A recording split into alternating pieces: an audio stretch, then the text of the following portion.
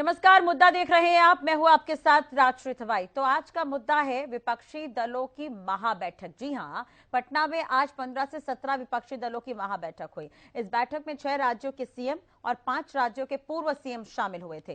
बैठक में 2024 के लोकसभा चुनाव में बीजेपी और नरेंद्र मोदी को सत्ता से हटाने को लेकर रणनीति पर चर्चा हुई। बिहार के मुख्यमंत्री नीतीश कुमार ने विपक्ष को एकजुट करने के लिए बैठक बुलाई थी। इस पर हरियाणा में भी सियासी बयानबाजी देखने को मिल रही है। तो कितना सफल होगा विपक्ष का ये एकजुट होना, इस पर हम मंथन करेंगे, लेकिन उससे पहले एक रिपोर्ट आपको दिखाते हैं।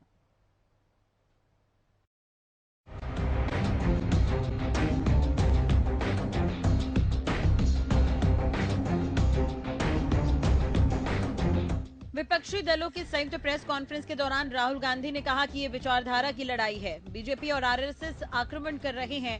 राहुल गांधी ने यह भी कहा कि इस वक्त हिंदुस्तान की नींव पर आक्रमण हो रहा है। देखिए, जैसे आप जानते हैं, हिंदुस्तान की नींव पर आक्रमण हो रहा है। फाउंडेशन पर, इंस्टीट्यूशंस पर, आवाज पर बीजेपी और आरएसएस आक्रमण कर रही है।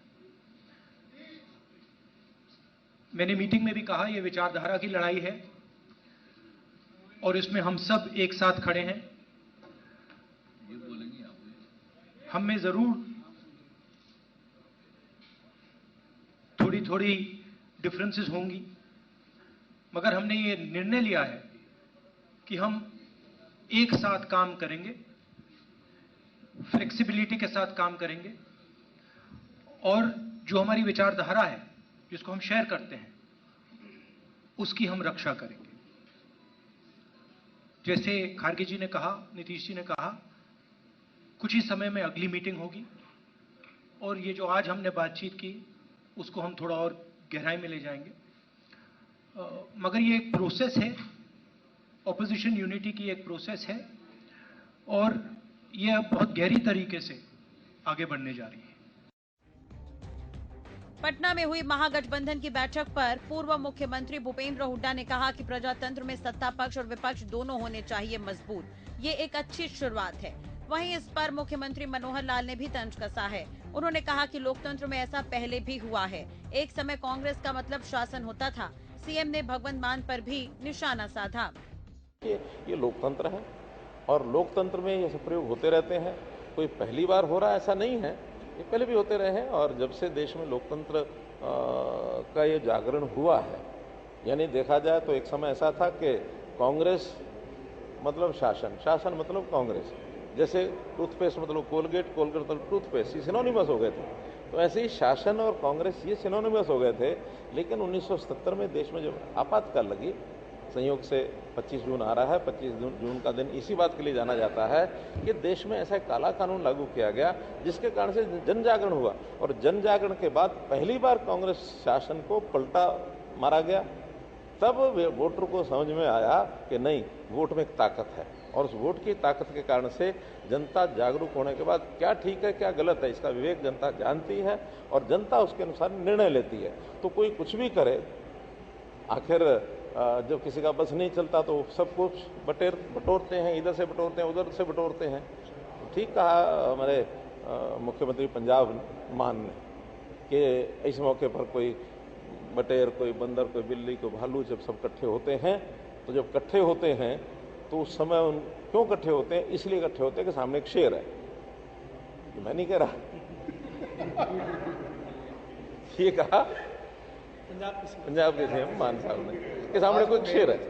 अच्छा, मैं वही कह रहा हूँ, उस बंदर, बटेर और भालू शेर के उसमें, उस झुंड में, शेर तो सामने ही है, तो उस झुंड में अब वो भी जाके खड़े हो गए, उनको भी ध्यान में आ गया कि सामने शेर है। इसलिए मित्रों, ये सारी चीजें लोकतंत्र में चलती रहती हैं, कोई समस्या नहीं है। पहले प्रजातंत्र में सत्ता पक्ष और विपक्ष दोनों बनते रहते हैं, तो प्रजातंत्र में मजबूत होगा। अब सारी विपक्षी पार्टियां मिल रही हैं और वो एक अपना बात करेंगे, चर्चा करेंगे कि कैसे मजबूती से बीजेपी का मुकाबला किया जाए। बैठक में 2024 के लोकसभा चुनाव और प्रधानमंत्री नरेंद्र मोदी व बीजेपी की सत्ता से हटाने को लेकर रणनीति पर चर्चा हुई। इस बैठक में विपक्षी नेताओं के बीच आपसी भिड़ंत की खबरें भी सामने आई। ऐसे में सवाल यही उठ रहा है कि तमाम विपक्ष एकजुट कैसे हो सकते हैं। 2024 के लोकसभा चुनाव में बीजेपी की सत्ता से हटाने को लेकर रणनीति पर चर्चा हुई। इस बैठक में विपक्षी नेताओं के बीच आपसी भिड़ंत की खबरें भी सामने आई। ऐसे में सवाल यही उठ रहा है कि तमाम विपक्ष एकजुट कैसे हो सकते हैं। हालांकि जानकारी के मुताबिक इस दौरान केजरीवाल ने सभी दलों से अध्यादेश का विरोध करने की बात कही, तो उमर अब्दुल्ला ने केजरीवाल को वो वक्त याद दिलाया जब उन्होंने धारा 370 हटने के समय पर उनका समर्थन नहीं किया था। तो ऐसे में अगर विपक्ष एकजुट होता है तो ये भी कहीं न कहीं टेढ़ी खीर साबित होगी। तो ऐसे में देखने वाली बात होगी कि मोदी के खिलाफ विपक्ष कितना एकजुट नजर आता है। हालांकि दावे किए जा रहे हैं कि विपक्ष एकजुट है और आने वाले चुनाव में एक साथ चुनाव लड़ेंगे।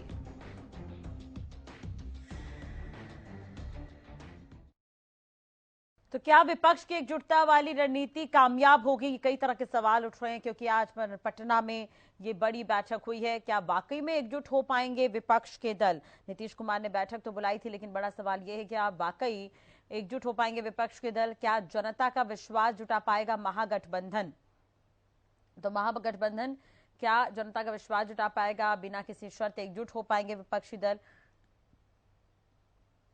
ये तमाम तरह के सवाल उठ रहे हैं। क्या 2024 में 1977 वाला इतिहास दोहराया जाएगा? ये भी बड़ा सवाल है। और केजरीवाल प्रेस कॉन्फ्रेंस में नजर क्यों नहीं आए? तो केजरीवाल बैठक में तो मौजूद थे, लेकिन प्रेस कॉन्फ्रेंस में नजर नहीं आए। ये भी बड़ा सवाल है। क्या पहले ही दिन यहाँ पर विपक्षी एकता टूटती नजर आई, क्योंकि केजरीवाल बैठक में पहुंचे हुए थे बट प्रेस कॉन्फ्रेंस में नहीं पहुंचे? क्या महागठबंधन या विपक्ष का एकजुट होना मोदी के लिए खतरे की घंटी? ये तमाम तरह के सवाल इस पर उठ रहे हैं।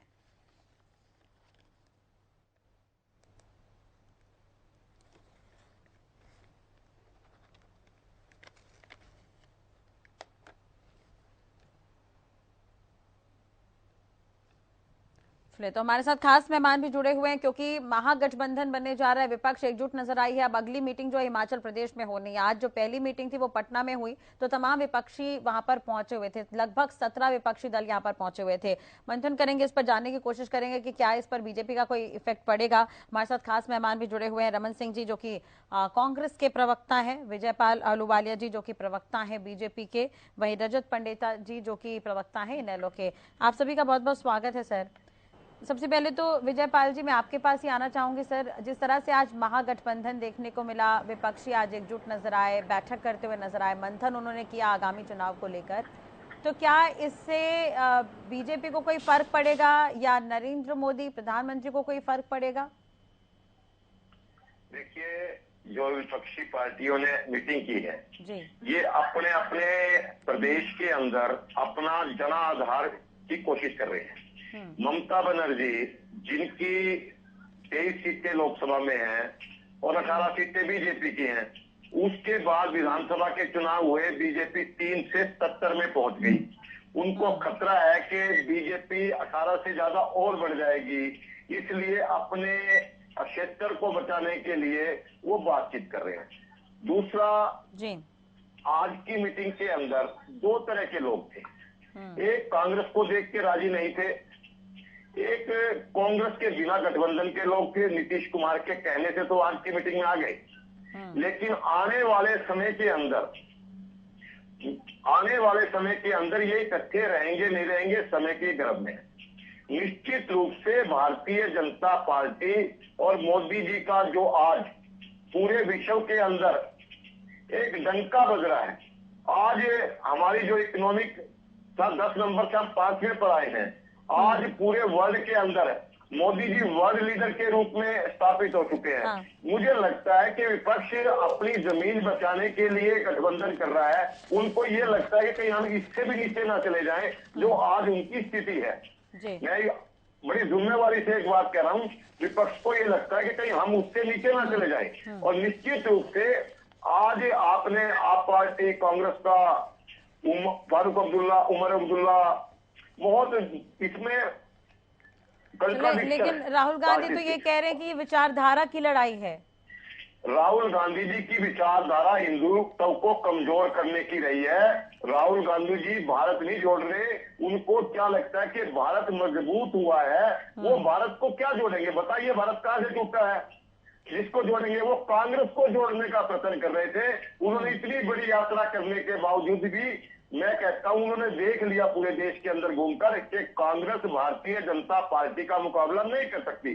पूरे देश के भ्रमण के बाद उनको एक लबोलबाव ये निकल के आ गया। ठीक है। कांग्रेस ने मान लिया है ठीक है, कि हम राहुल भारतीय गांधी ने जनता ये भी कहा है पार्टी कि हिंदुस्तान की नींव पर हमला हो रहा है, तो बीजेपी पर ये आरोप लगाते हुए नजर आए वो कहीं ना कहीं। निश्चित रूप से राहुल गांधी जी की नींव के ऊपर हमला हो रहा है। कांग्रेस की नींव हिल चुकी है। भारत के अंदर आज पूरे विश्व के अंदर भारत का मान सम्मान बढ़ रहा है, गरीब के अंदर का उत्थान हुआ है, और आज हर क्षेत्र के अंदर जो सड़कों का जाल, चाहे आप किसी भी विषय के अंदर आकर देखिए कितनी तरक्की भारत ने की है, उनसे ये बर्दाश्त नहीं हो रही। और कई बार तो विपक्षी दल प्रधानमंत्री की आलोचना करते करते इस देश की आलोचना कर जाते हैं। ये एक बड़ी दुखद स्थिति है। मैं एक बात कहना चाहता हूं राहुल गांधी जी के ऊपर। राहुल गांधी जी अपरिपक्व नेता है, उनको एक बात समझ में आना चाहिए, अगर उनको ये लगता है कि हिंदुत्व जाग गया, वो भारत टूट गया क्या, वो स्पष्ट क्यों नहीं बोलते? अगर हिंदुत्व में जागृति आ गई, आपने इतने साल हिंदुत्व को दबा के रखा। भारतीय जनता पार्टी सबका साथ सबका विकास सबके प्रयास से चलती है, और 36 बरादरी और सभी धर्मों को साथ लेकर चलने वाली पार्टी है। लेकिन कांग्रेस ने एक काम किया कि सबसे ज्यादा इस देश की संस्कृति के ऊपर हमला किया, इस देश की जो मूल संस्कृति थे उससे वंचित किया इस देश के लोगों को। और आज नरेंद्र मोदी जी के नेतृत्व में एक बहुत बड़ा करिश्मा देश के अंदर हुआ।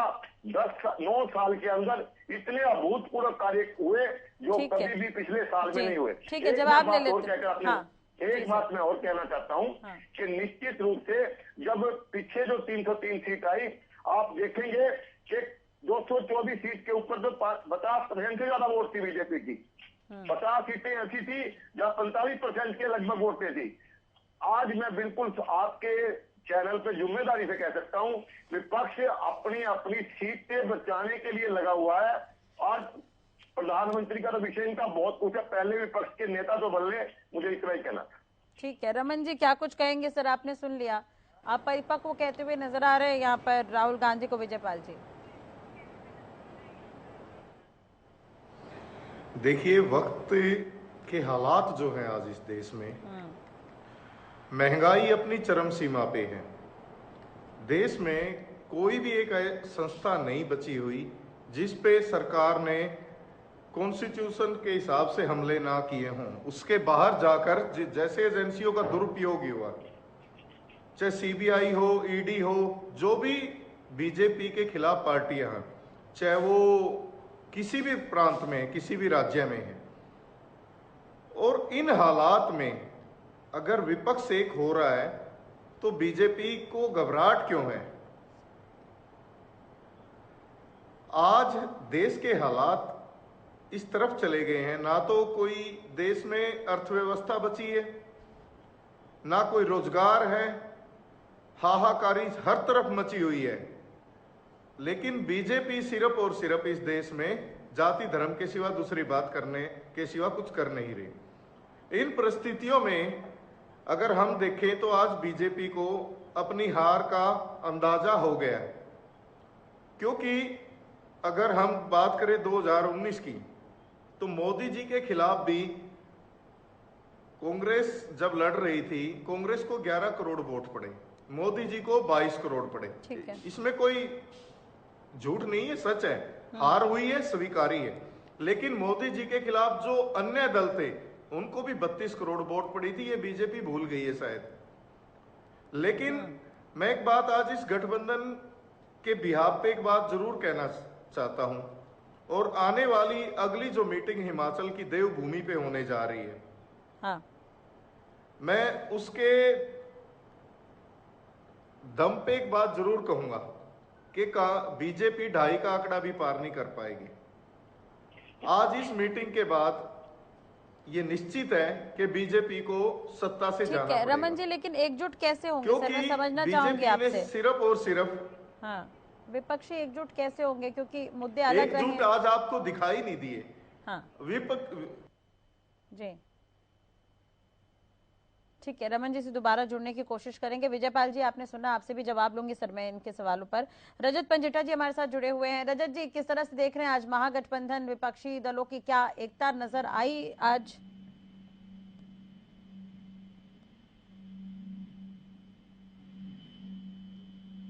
रजत जी, क्या आप तक मेरी आवाज पहुंच रही है सर? हाँ जी राशि जी। बिल्कुल। किस तरह से देख रहे हैं सर, आज जो एक महागठबंधन देखने को मिला, विपक्षी दल आज एक साथ मीटिंग करते हुए नजर आए, बातचीत करते हुए नजर आए, तो किस तरह से देखते हैं एनएलओ इसे?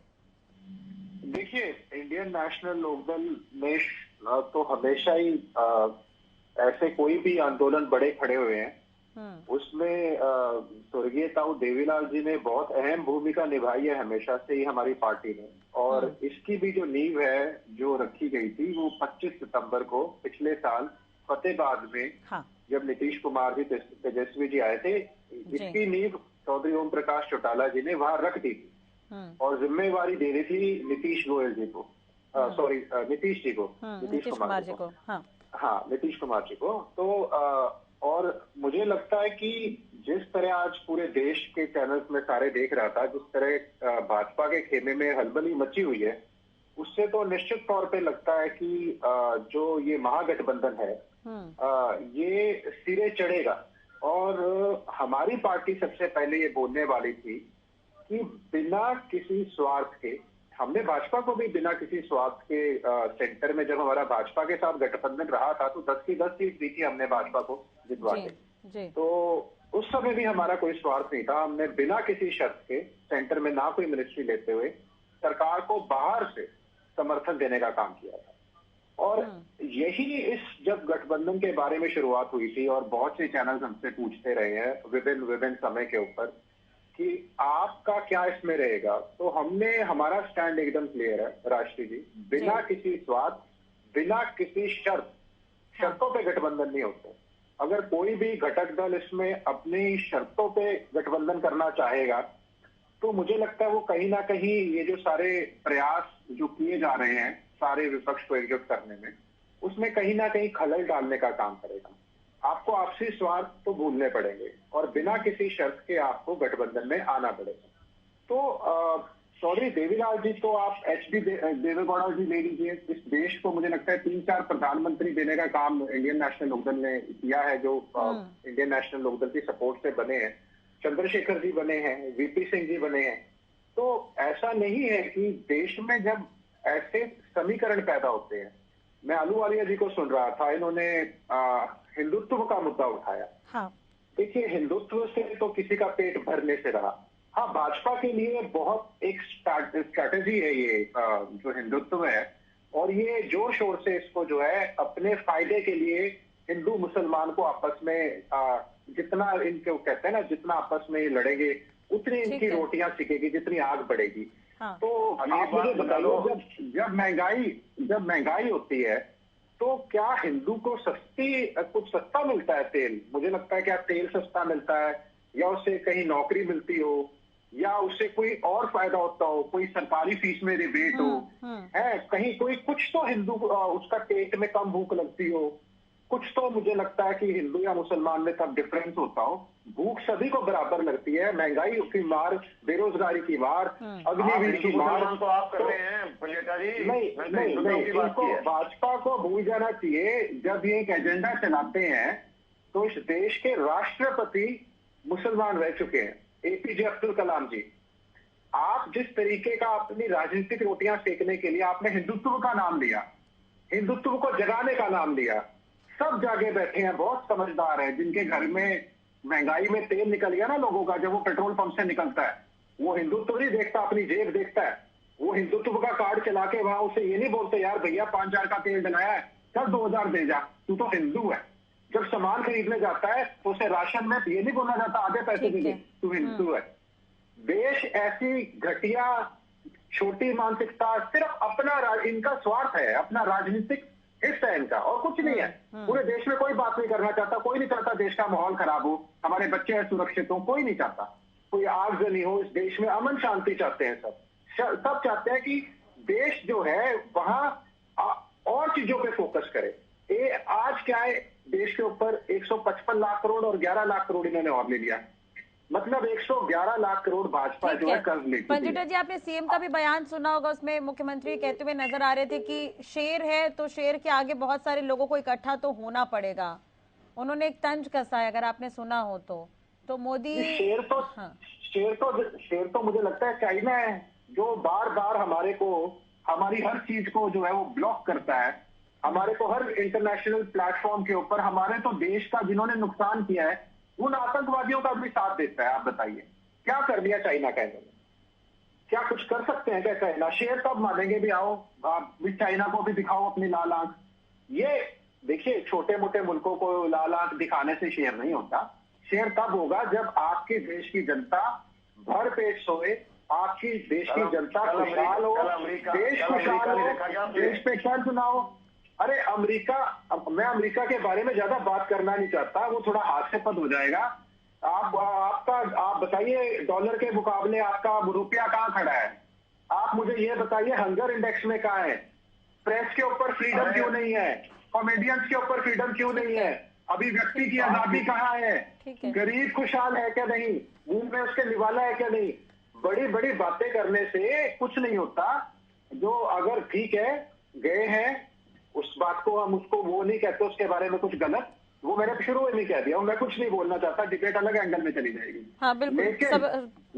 लेकिन हाँ। विपक्षी एकता आप मान करके चलिए राजश्री जी, ये जो हमने नींव रखी है, जो लगाया पौधा है, ये निश्चित तौर पे आज देश में ऐसे हालात पैदा हो चुके हैं कि सभी राजनीतिक दलों को जो अलग लड़ेगा वो भाजपा को फायदा पहुंचाएगा। मैं तो सीधी बात कहता हूं, जो विपक्ष में इकट्ठा नहीं हुआ वो भाजपा को कहीं ना कहीं फायदा पहुंचाने का काम करना चाहता है। मैं तो शुरू से चाहता हूँ कोई भी किसी भी पार्टी का योगदान। पंडिता जी ये भी समझेंगे कि विपक्ष आखिर एकजुट कैसे होगा, क्योंकि बहुत सी पार्टियां ऐसी रही आज जिसमें कि जो एक राज्य तक ही सीमित है। इस पर मैं आगे आऊंगी सर आपके पास। सुखबीर तंवर जी हमारे साथ जुड़ गए हैं। आप आम आदमी पार्टी की बात कर रहे हो। बिल्कुल, सुखबीर तंवर जी हमारे साथ जुड़ गए हैं, प्रवक्ता आम आदमी पार्टी के, उनसे बातचीत कर लेते हैं। सुखबीर जी स्वागत है हरियाणा न्यूज पर।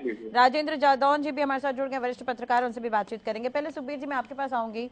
बैठक जब तक चल रही थी सर, अरविंद केजरीवाल नजर आए, लेकिन बैठक के बाद प्रेस कॉन्फ्रेंस हुई, वहां पर केजरीवाल नहीं नजर आए, क्योंकि एक तरह से देखा जाए तो अब जो आम आदमी पार्टी जिस तरह से ऊपर उठ रही है तो प्रेस कॉन्फ्रेंस में तो होना चाहिए था अरविंद केजरीवाल को।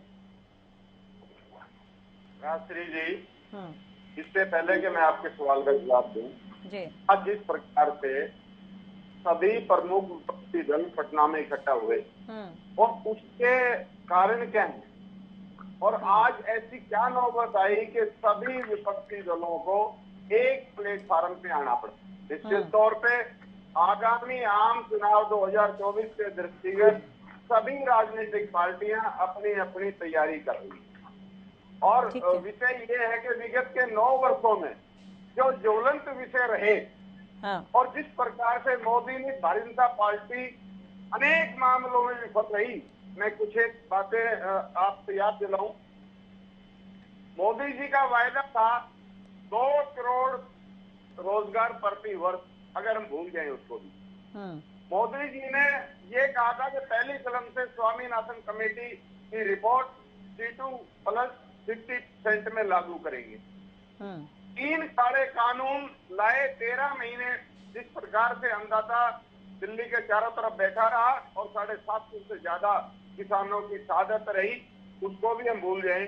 बेतुकी नोटबंदी जिसमें 99.40% नोट वापस आरबीआई में जमा हो गए, और जो 500, 1000 के प्रतिबंधित मुद्रा थी उसको ये कह के वापस लिया गया था कि भ्रष्टाचार के मूल कारण, और उसके स्थान पे 2000 का नोट लाया गया था, और अब 2000 के नोट को पूरी हिस्ट्री पे मत जाइए सर।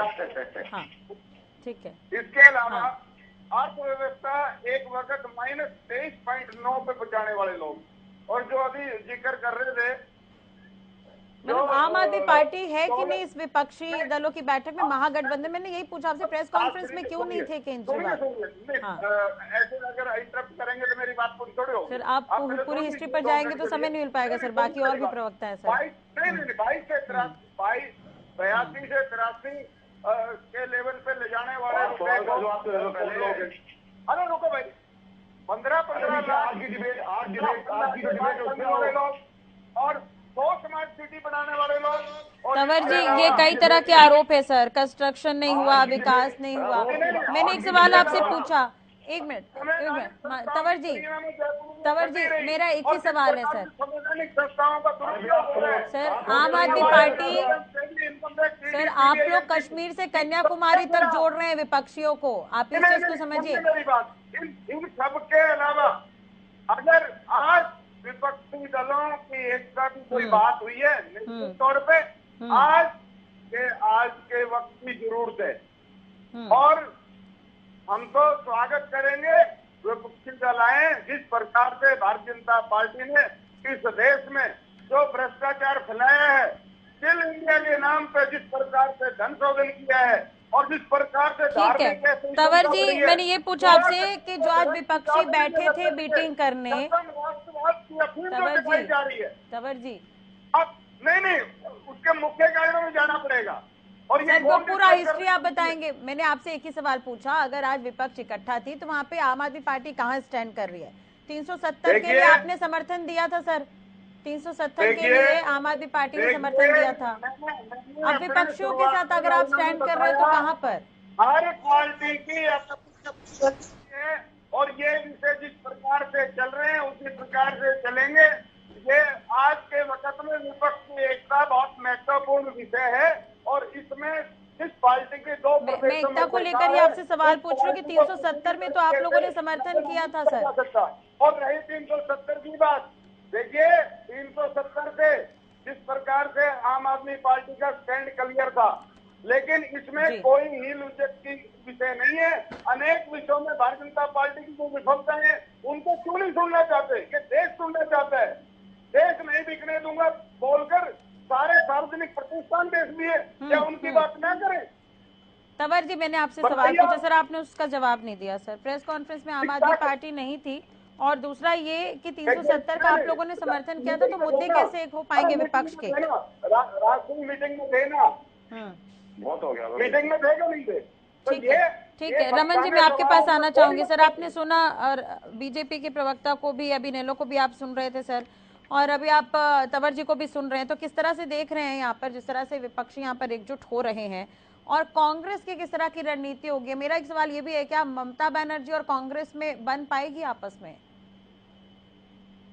नीतीश जी ने जो पहल की है वो सराहनीय भी है। जी ने जो पहल की है वो सराहनीय भी है और उनके निमंत्रण पर सभी विपक्ष की पार्टियां आज एक हुई हैं, क्योंकि हालात देश में बहुत ही खराब हो चुके हैं, ना अर्थव्यवस्था है और दूसरे मुद्दों पर हर रोज डिबेट। ममता बनर्जी और कांग्रेस में कैसे बनेगी सर?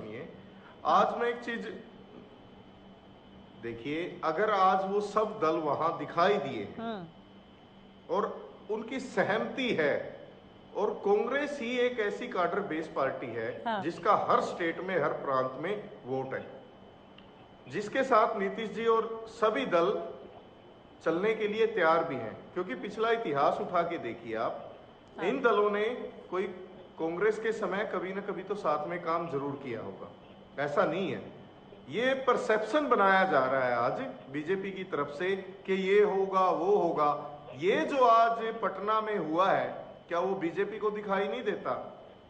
आज देश में ऐसे हालात हैं कि कोई भी सेंटर के अधीन जो एजेंसीज है, सीबीआई हो, ईडी हो, जो बीजेपी के साथ नहीं उसके घर पहुंच जाती है।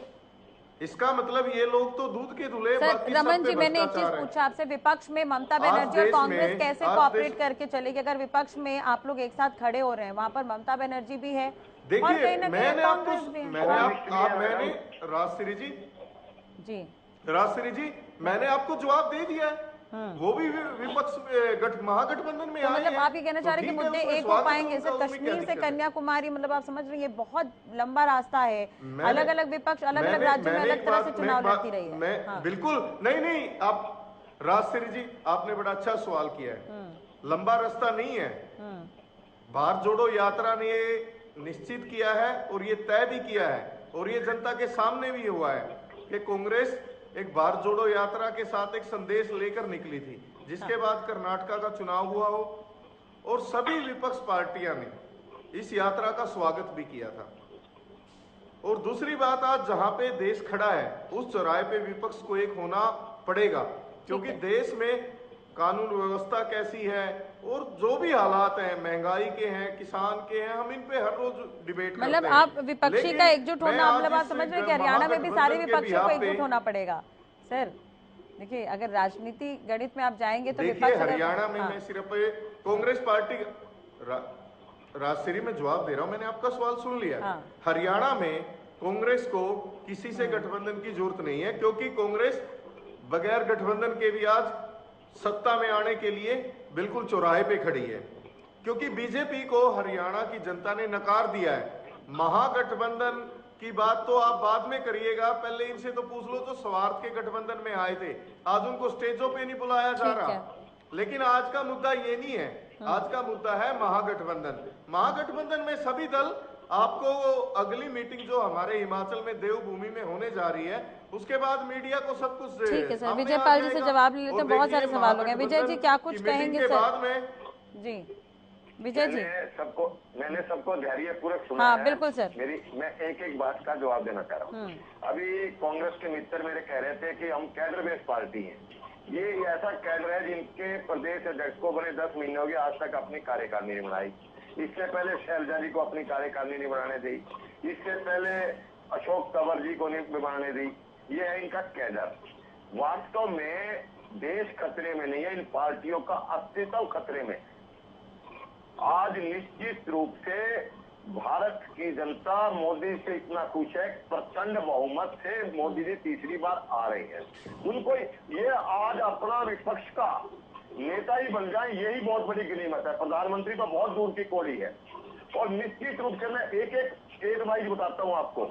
जैसे मैंने पिछली बार आपको ममता बनर्जी के बारे में बताया कि 3 से हम 70 विधानसभा के ऊपर पहुंचे, और जब उस समय 18 आई थी, अब हमारी उससे भी ज्यादा पश्चिम बंगाल में सीट आएंगी। अब कम्युनिस्ट तो कर्नाटक का उदाहरण दे रहे थे अभी रमन जी, आपने सुना होगा।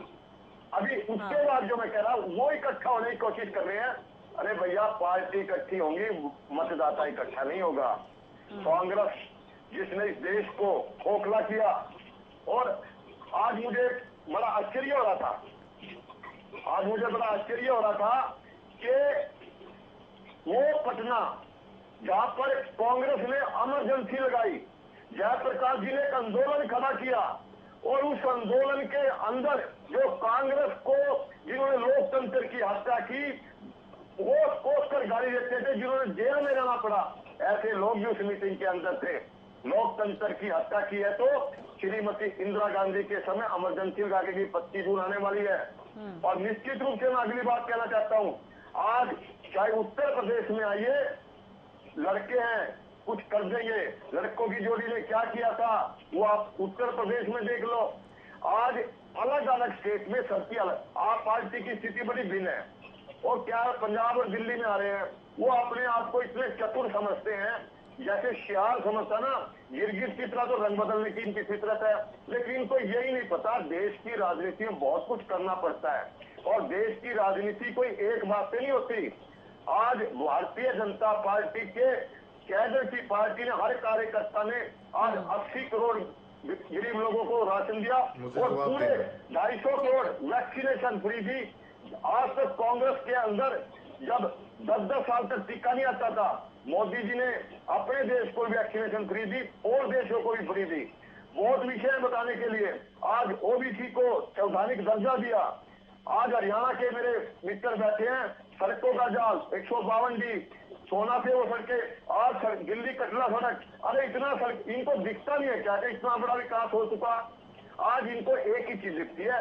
मैं एक बात से सहमत हूँ कि इनका वजूद खतरे में है, पार्टियों का मतदाता इतनी मेजोरिटी से अगर वजूद खतरे में आप कह रहे हैं ऐसा, अब ये एकजुट हो रहे हैं तो एक मिनट, पंजेटा जी ने एक बड़ी बढ़िया बात कही, मुझे जानकारी नहीं इस बात की, पंजेटा जी से पूछ लेना कि भाई इस मीटिंग का उनको निमंत्रण आया था कि नहीं आया था, या नीतीश जी निमंत्रण देना भूल गए, या हरियाणा की स्थिति में इनकी क्या स्थिति है, बेगानी शादी में अब्दुल्ला दीवाना, ये तो पंजेटा जी बता पाएंगे, मुझे जानकारी। ठीक है, इस पर जवाब ले लेंगे। मैं सर आप लोगों के पास बारी बारी से आऊंगी। जादौन जी भी हमारे साथ जुड़े हुए हैं।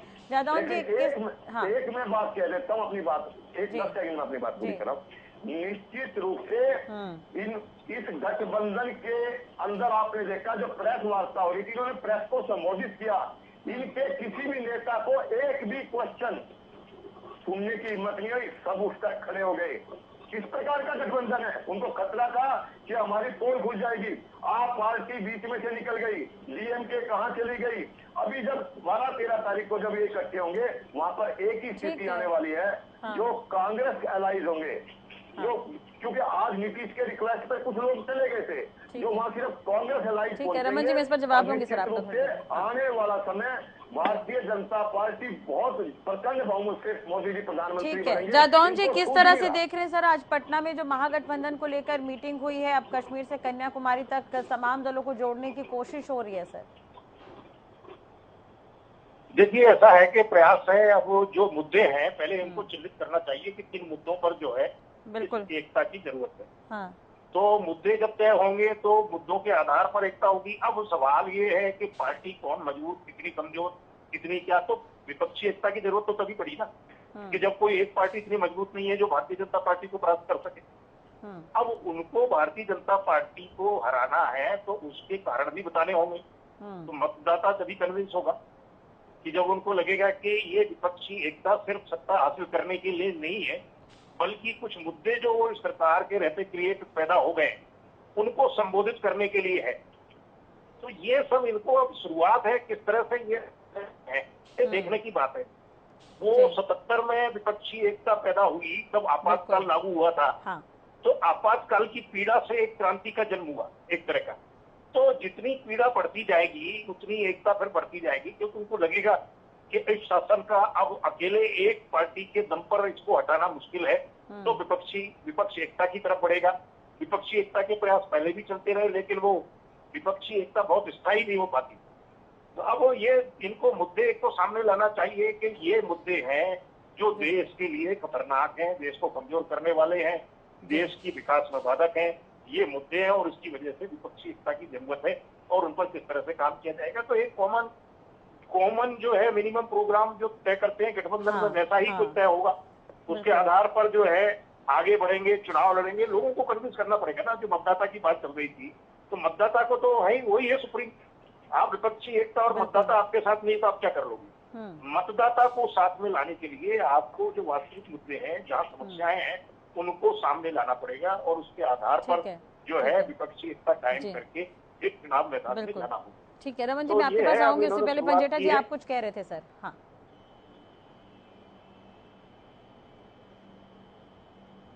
पंजेटा जी। जी राशि जी, आवाज आ रही है आपको? हाँ बिल्कुल सर। हाँ जी, राशि जी, ऐसा है कि भाजपा के प्रवक्ता ने एक सवाल किया, मुझे नहीं समझ आया कि उन्होंने या तो मेरा शुरुआती वक्तव्य ध्यान से ना सुना हो। मैं आपको दोबारा एक बात क्लियर कर दूं, ये जो महागठबंधन है 25 सितंबर फतेहाबाद पिछले साल, इसकी नींव हमने वहां रख दी थी और जिम्मेवारी नीतीश जी को सौंप दी थी। अभी बहुत शुरुआती, अरे क्या आगे सुन तो लीजिए आप में इतना पेशेंस ही नहीं।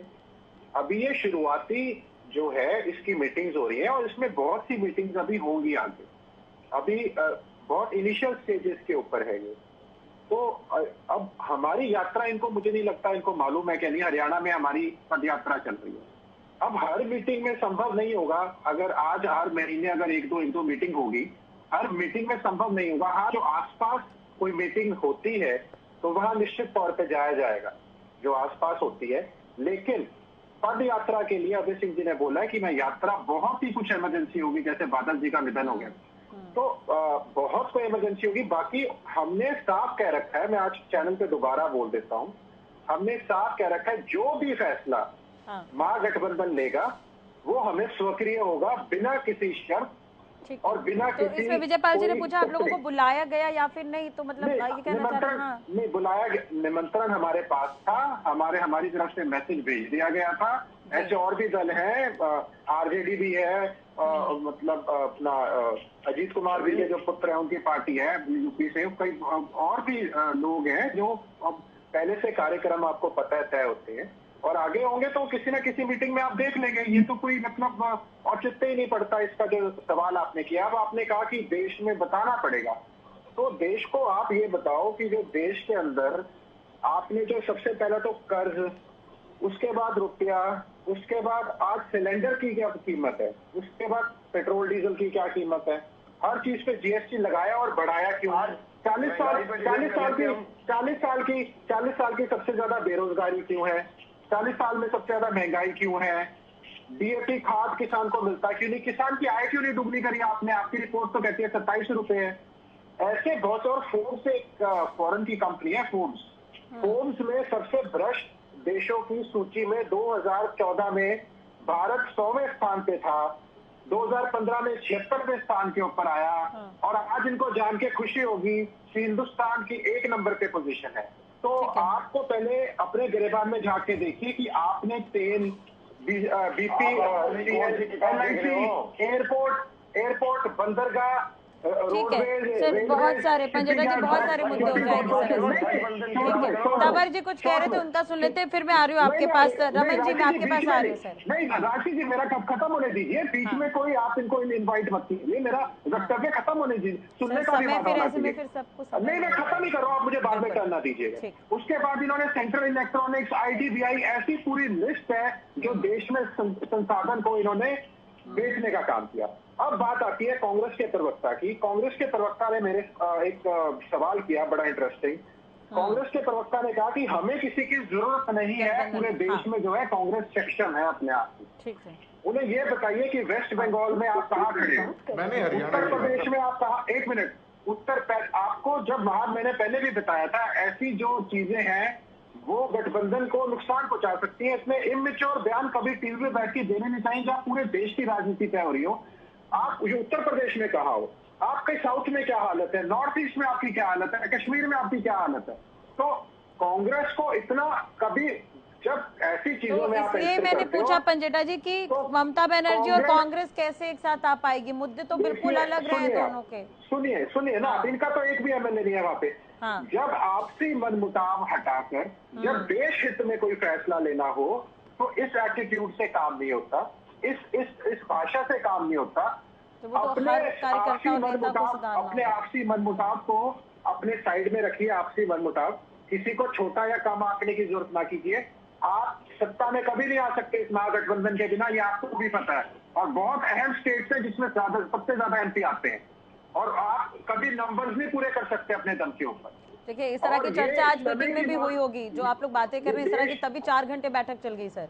नहीं, ये देश हित की बात है। अपने अपने स्वार्थ जिसने भी रखे होंगे, मुझे लगता है वो इस महागठबंधन में रोड़ा डालेगा, बिना किसी शर्त, बिना किसी स्वार्थ के बातचीत होती है। ठीक है, तंवर जी को सुन लेते हैं। तंवर जी कुछ कह रहे थे। पार्टी के इसकी बात है, तो मैं ऐसे इमेच्योर बयान को मैं इतना तवज्जो नहीं दूं। ठीक है, तंवर जी की बात सुन लेते हैं। तंवर जी कुछ कह रहे थे जी। देखिए राजश्री जी, जिस प्रकार से विगत 2019 के लोकसभा चुनाव की बात करें, भारतीय जनता पार्टी को करीब 33% वोट मिले थे और इनके खिलाफ 67% वोट उसमें गिरे थे, लेकिन वो 67% वोट डिवाइड हो गए थे, इसलिए भारतीय जनता पार्टी की जीत हो गई। तो बैठिए, पहले तो बैठिए, क्या तरीका बीच बोले। तंवर जी, आप पहले अपनी बात, हाँ सुनिए, पहले मैं ये कह रहा था कि 33% वोट इनको मिले, 67% को मिले, वो डिवाइड हो गए, मोदी जी को 303 सीट मिल गई। लेकिन जिस प्रकार से अभी जिस तरह से आज मीटिंग हुई है, निश्चित तौर पे अगर ये 67% वोट अगर इकट्ठे हुए तो क्या होगा इनका, ये देख लीजिए। और जिस प्रकार से आज कलम और कैमरे पे प्रतिबंध है मोदी जी का, और अभी जो कांग्रेस की बात कर रहे थे, 9 साल से संगठन बना नहीं पाए, और ये भी कह रहे हैं कि हम हरियाणा में पता नहीं क्या क्या बात कर रहे हैं। इसके अलावा तो मैं वही पूछना चाह रही हूँ तंवर जी, क्या इस तरह के मैचअप के साथ आप लोग एक साथ मंच पर आ पाएंगे क्या, विपक्ष, सारे विपक्ष? जो विषय वो तो कहने पड़ेंगे, लेकिन आप तो यही कांग्रेस को कोस रहे, तो साथ में कैसे नजर आएंगे सर? आप सुनो पहले पूरी बात। हाँ, 10 साल में, मात्र 10 साल में जिस प्रकार से आम आदमी पार्टी ने राष्ट्रीय पार्टी का दर्जा प्राप्त किया है, और वो भी मोदी जी के गृह प्रदेश में जो मत प्रतिशत हमें मिला, उससे में राष्ट्रीय पार्टी का दर्जा मिला है। कोई पार्टी आम आदमी पार्टी की विचारधारा और आम आदमी पार्टी के जन समर्थन की अवहेलना आज भी है। मेरा सवाल यही था कि अगर आप लोग इसी मंच पर अगर इस तरह से कोस रहे हैं, तो एक विपक्ष कैसे एकजुट होगा? सवाल तो यही सर, मुद्दा तो यही है कि विपक्ष एकजुट कैसे होगा? आज विपक्ष, सारे विपक्ष मिलकर, 4 बार दिल्ली में, तो मैं यही समझना चाह रही हूँ सर, जनता भी यही समझना चाह रही है। बल्कि मुख्यमंत्री, केंद्रीय मंत्री बिठा दिए। 4 चुनाव में विगत में क्या हुआ, इनको सोचने और चलिए, आप तो इसी मंच पर कोस रहे हैं, तो फिर उस महागठबंधन में तो 4 घंटे तक अगर बैठक होगी तो इस तरह के बहुत सारे मुद्दे होंगे। फिर जो निष्कर्ष निकलेगा अलग बात है, लेकिन इसका मतलब ये थोड़ा कि आम आदमी पार्टी अपनी विचारधारा छोड़ देगी या भारतीय जनता पार्टी जो मर्जी कह के चले जाए। निश्चित तौर पे ये डिबेट लोग देख रहे हैं, वो इस चीज को यही समझेंगे कि 4 घंटे तक आप लोगों ने शायद महागठबंधन में यही चर्चा की होगी। आपके भी प्रतिनिधि थे, कांग्रेस के भी प्रतिनिधि थे वहां पर। ये तो इनिशियल मीटिंग थी, वो बात अलग है, लेकिन इसका मतलब ये नहीं कि भारतीय जनता पार्टी, लेकिन अंदर अंदर की खबरें तो यही है कि आपस में भी आप लोग कहीं ना कहीं था वाद विवाद। जो सुप्रीम कोर्ट का आदेश था। ठीक है, रमन जी कुछ कह रहे सर, वक्त नहीं बचेगा इसमें। रमन जी, ठीक है, रमन जी इनको चुप करें। बिल्कुल, हाँ रमन जी कुछ कह रहे, सुन लीजिए सर। तंवर जी आपने सवाल किया, सुन लीजिए। अभी अब बीजेपी को कहीं ना कहीं मौका मिल गया, वो तो विजयपाल जी यही सोच रहे होंगे कि आप तीनों आपस में यही कोस रहे, तो गठबंधन में कैसे इकट्ठा होंगे? ठीक है रमन जी। राज सिरे जी, पहले मैं बीजेपी के मेरे साथी प्रवक्ता ने कहा, मैं उनको जवाब देना चाहूंगा। हाँ। वो शायद भूल गए हैं कि 2014 के बाद कांग्रेस ने बहुत प्रांत जीते भी हैं, चाहे वो राजस्थान हो, मध्य प्रदेश हो, छत्तीसगढ़ हो, पंजाब हो, हिमाचल हो। अगर हमारे पास वोट नहीं है, कार्डर बेस पार्टी नहीं है, और बीजेपी ये सारे स्टेट हारी है, कहाँ पे इन्होंने खरीद विरोध से सरकारें तोड़ी हैं, महाराष्ट्र हो, सब कुछ जग जाहिर है। चलो विषय ये नहीं है, साउथ में इनकी क्या स्थिति है जग जाहिर है। हाँ। लेकिन लंबा नहीं इसमें जाना चाहिए। मैं हरियाणा पे आना चाहूंगा। बीजेपी के मेरे प्रवक्ता साथी ने कहा, मैंने अपना वक्तव्य दिया है, उस पर मैं अब भी कायम हूँ। हरियाणा में हमें किसी से गठबंधन की जरूरत नहीं है, कांग्रेस अपने दम पे सरकार बनाने जा रही है। और मैं कांग्रेस पार्टी का प्रवक्ता होने के नाते इस बात को बड़ी जिम्मेदारी से कह रहा हूँ। महागठबंधन में हम इंडियन नेशनल लोक दल, पूरे हिंदुस्तान में एक तो विधायक है, जो भी हो, कश्मीर से लेकर कन्याकुमारी, आप एक छोटी से छोटी विपक्ष पार्टी को उठा रहे हैं वहां पर महागठबंधन। राजश्री जी, मेरा सिर्फ जो वक्तव्य था मैंने वो कह दिया। दूसरी बात मैं बता दूं, हरियाणा में कांग्रेस अपने दम पे सरकार बनाने जा रही है और हमें यहाँ से किसी से गठबंधन करने की जरूरत नहीं है। दूसरी बात, इंडियन नेशनल लोक दल हो या उससे जननी हुई जेजेपी पार्टी हो, पहले सुन लो, ये हमेशा से वोटों से पहले इनका हाल कुछ और होता है और हमेशा ही बीजेपी के साथ गठबंधन में रहे। इतिहास उठा के देख लो, चाहे इंडियन नेशनल लोक दल हो या जेजेपी हो। चलो ये फैसला हो जाएगा आने वाले समय में, लेकिन हरियाणा में कांग्रेस अपने दम पे सरकार बनाने जा रही है और पूरे बहुमत से सरकार बनेगी। हमें यहाँ पे किसी से गठबंधन की जरूरत नहीं है। मैं कांग्रेस पार्टी का प्रवक्ता होने के नाते ये बात जिम्मेदारी से कह रहा हूँ। ठीक है, और मैं अपने बयान पे कायम हूँ। ठीक है, ठीक है। जदौन जी जवाब दे रहे दीजिए। हाँ, मेरे को जवाब ठीक है पंजटा जी, बिल्कुल शॉर्ट में सर। हाँ, इनको शायद जानकारी नहीं है, मेरे जो यहाँ मित्र बैठे हैं कांग्रेस के, कि विधानसभा में तो कभी कोई ना तो गठबंधन की बात हुई, ना किसी ने कही। आप विधानसभा, हरियाणा की विधानसभा की बात कर रहे हो, आप हरियाणा के संदर्भ में बात कर रहे हो। अरे भैया, देश की राजनीति की बात हो रही है। हरियाणा में कौन करेगा आपसे गठबंधन? आपको तो हरा के हम सरकार बनाएंगे। आप हो किसमें पानी में, मुझे पता है ना। धरातल पे कहा संगठन आपका है नहीं, नेता है, कार्यकर्ता है नहीं। सुनिए, बात हो रही है देश के बारे में। देश के बारे में इतना इमेच्योर बयान ना दो। आप कहीं नहीं हो अकेले लड़के, भाजपा के हाथों में खेल रहे हो। इसका मतलब आप या किसी दबाव में हो भाजपा के। और बात है देश के संदर्भ के अंदर, महागठबंधन की बात हो रही है। आप उठा के कह दिए जहां तक हरियाणा की बात है, जहां तक है। अरे हरियाणा में तो कौन करेगा आपसे? ठीक है पंजटा जी, ठीक है सर, विषय बदल जाएगा। आप जब इस चीज को समझ रहे हैं तो बिल्कुल ये भी समझिए विषय बदल जाएगा। आज वाकई लोकसभा चुनाव को लेकर बात करें तो बेहतर होगा, महागठबंधन जिसलिए इकट्ठा हो रही है तो। और वैसे भी बहुत ज्यादा वक्त बता नहीं है सर, 6 या 7 महीने का वक्त बाकी है। जादौन जी, अभी जो स्थिति आपने देखी, मुझे लगता है 4 घंटे की मीटिंग में भी सर यही तस्वीरें देखने को मिली होंगी शायद, कि कहीं ना कहीं विपक्षी दल भी अगर एकजुट होते हैं तो थोड़े बहुत मतभेद होंगे वहां पर मुद्दों को लेकर। देखिए, मतभेद बुलाकर ही तो विपक्षी एकता की बात। लेकिन सर आप इस मंच पे देख रहे हैं जादौन जी, तो आपको क्या लगता है ये तस्वीरें वहां पर दिख रही होंगी कि तमाम पार्टियां जो है, विपक्षी पार्टियां एक साथ नजर आएंगी वहां पे? आम आदमी पार्टी भी है, डीएमके भी है वहां पर, और एक तरह से ममता बनर्जी भी है, हाँ, तो मतभेद बुलाकर ही विपक्षी एकता होगी। उसमें जो है टॉप गोल ये है कि देश की साथ जो समस्याएं, गंभीर समस्याएं पैदा हो गई है, उनके समाधान के लिए एकजुट होकर सत्ता परिवर्तन करना, ये है उसका। और उसमें फॉर्मूला क्या होगा, कौन किस तरह से किसका साथ देगा, पहले ये चर्चा चली थी कि ये होगा कि जहाँ जो मजबूत है उसको दूसरे नंबर की पार्टियां, तीसरे नंबर की पार्टियां उस पहले नंबर की पार्टी का साथ देगी। तो ये इस तरह का फॉर्मूला, अब ये आगे इनकी जो चर्चा बढ़ेगी चुनाव आने तक, वो क्या फॉर्मूला तय होता है ये देखने की बात है। उसका मतलब यही है कि जहाँ जो मजबूत आगे बढ़ना है, ये नहीं है कि वोटों का बंटवारा हो और फिर वो चुनाव हार जाए और दूसरी पार्टी को मौका मिले। तो ये इस तरह का है, अब ये देखने का है कि ये किस तरह का फॉर्मूला तय करते हैं। ठीक है पंजेठा जी, लास्ट कमेंट में सर मैं आपके पास आऊंगी, लेकिन उससे पहले विजय पाल जी का एक छोटा सा कमेंट ले लेते हैं। सर मैं उसके पास आ रही हूँ आपके पास। जी देखिए, हरियाणा के गठबंधन का फैसला तो कांग्रेस के प्रवक्ता ने कर दिया और मुझे बस मैं क्या कहूँ, मुझे बड़ा आश्चर्य भी हो रहा है इनेलो पे आप ट्वीट पर। इनेलो के प्रवक्ता को भी मौका दो आप।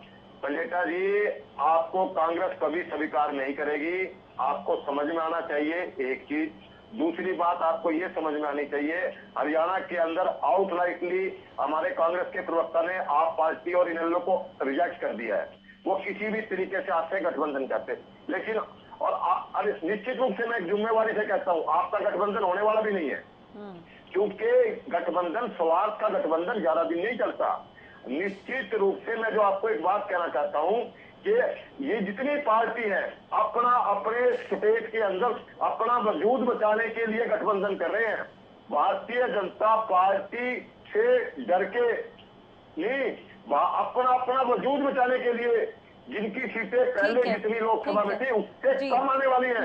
और आज 1 सीट वाला, 0 सीट वाला भी अपनी वर्षों की लड़ाई लड़ रहा है। लेकिन मैं एक बात कहता हूँ, भारत की जनता मोदी जी से प्यार करती है और आज पूरा विश्व मोदी जी की तरफ देख रहा है। और आने वाला समय मोदी जी का है। राजश्री जी, 70 के अंदर कांग्रेस के 3 विधायक होते, 87 के अंदर केवल 5 विधायक होते थे। इनको अपना इतिहास पहले उठा के देखिए आप। 96 में आपके सिर्फ 9 विधायक थे। 10 साल तक हरियाणा में इंडियन नेशनल लोकदल मुख्य विपक्षी दल रहा। इससे पहले हुड्डा साहब से पहले आप उस पार्टी के बारे में बोलते हो कि कहाँ है एक विधायक की पार्टी, और कभी 2 MP होते थे, कभी भाजपा के 84 के अंदर, तब कांग्रेस के 404 आ गए थे भैया, और इंदिरा गांधी जो जगजीवन राम से हार गई थी। अब राजनीति के अंदर कभी पिछले चुनाव के जो नतीजे होते हैं उससे आप भविष्य के नतीजों का अंदाजा नहीं लगा सकते। और जिस तरह से यात्रा चल रही है, पद यात्रा, और जन समर्थन जो वोटर है, वोट तो वोटर ने डाल दी है ना, तो हमारे साथ जन समर्थन है हमारे साथ। और आपके पैरों के नीचे जमीन तक नहीं है। नेता इकट्ठे कर रहे हैं, कार्यकर्ता है नहीं इनके पास। बताओ कार्यकर्ता हो तो इनके पास। लोकसभा की अगर बात करें तो 10 की 10 सीटें बीजेपी के पास है, तो वो इस तरह से लेकर बयान देते हैं। चलिए अब आने वाला वक्त ही बताएगा कि बाकी पार्टियां वहां पर कितना खरा उतरती हैं जनता के बीच। तंवर जी कुछ कह रहे थे, लास्ट कमेंट सर।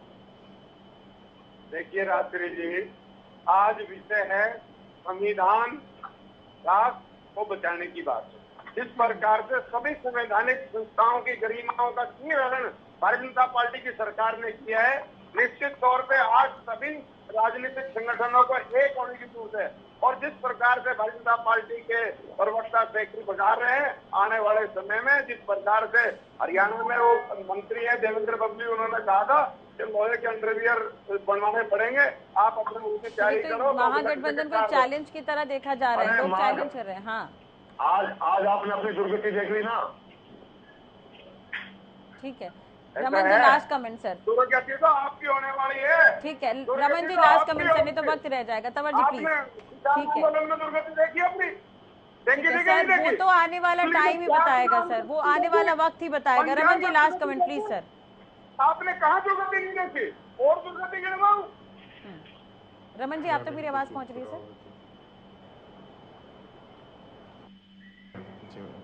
राष्ट्रीय देखो जी, मजीठा जी ने कोई बात कही है, मेरे इंडियन नेशनल लोकदल के प्रवक्ता साथी ने। राजनीति में हार और जीत चलती रहती है, कभी आदमी हार जाता है, कभी जीत जाता है। लेकिन जो हालात हैं, ऐसे तो देवीलाल जी को हुड्डा साहब ने भी हरा दिया था। ये तो चलता रहता है, कभी राजनीति में आदमी हार जाता है, कभी जीत जाता है। समझाया मैंने, वही तो कहने उससे आगे बढ़ चुके हैं। मैं वही समझा रहा हूँ, कोई बात नहीं है, मेरा आपसे कोई व्यक्तिगत ऐसी बात नहीं थी। मैंने अपनी पार्टी का पक्ष रखा है और जिम्मेदारी से रखा है। आपने अपनी पार्टी का पक्ष रखा है, जिम्मेदारी से रखा है। अगर इतिहास में जाएंगे तो पता नहीं किसने किस किसको हराया है। ये हालात और परिस्थितियों पे चलता रख दिया, मैंने बता दिया। हरियाणा में हमें किसी से गठबंधन की जरूरत ही नहीं है, इकल्ले विधानसभा जीत रहे हैं हम लोग, और मैं अपने बयान से कायम हो रही है, तो उसे लेकर मैंने पूछा आपसे। चलिए बहुत बहुत शुक्रिया रमन जी, महागठबंधन पे फैसला हो जाएगा। बहुत बहुत धन्यवाद सर।